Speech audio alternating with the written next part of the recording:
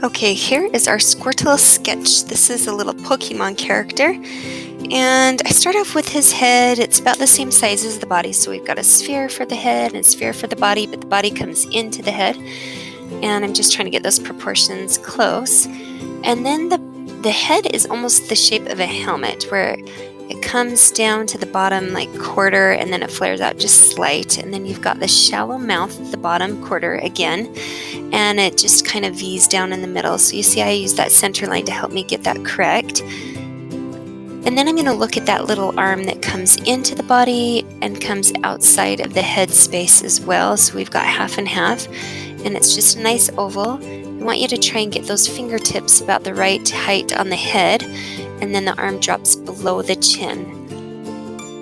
The width on that chin area between the bottom lip and the bottom of the chin matters, so try and get that close. And then we're just going to mimic that arm on the left side. It's angled down. It's going to be about the same length as your arm on the right side, width and length, so get that as close as you can. And that's inside the body, so we've got that outside left shell that I'll draw in a second that we need to leave space for. Now the distance between the right elbow and the top of the leg, that thigh, make sure you get that close as you can. And so we're looking at the relationship between objects to help us get these proportions right. And same with our leg on the left. How far out does it come compared to the arm and the body? And I did draw that foot on the left too far out, and so you'll see I'll adjust that in a minute. And then the 2 feet come out at angles, but they are about the same height, or they end about the same on that same line. And it's kind of nice to draw on lined paper for quick sketches to help with those proportions as well. And then we've got the tail that swirls, and then these eyes are quite far apart, and they're just a nice oval that's a little bit squared on the bottom.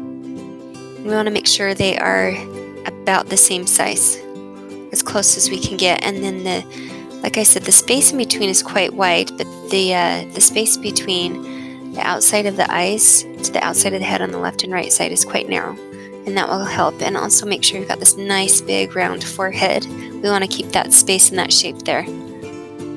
And then I just went in with an ink. I have a microline pen and outlined, and I did a thicker, like a 0.45 I think is what I'm using, millimeter.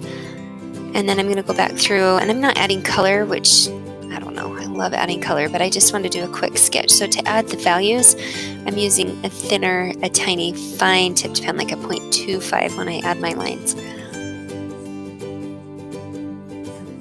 And I just want the idea that there's some value, and it gives a little bit more dimension to this little guy. And then when the ink is fully dry, I like to take my kneaded eraser and erase all those pencil marks that guided me. I didn't do much with the highlight. I thought it might look too busy. Making sure I leave those nice highlights in the eyes really helps too. And then you are done.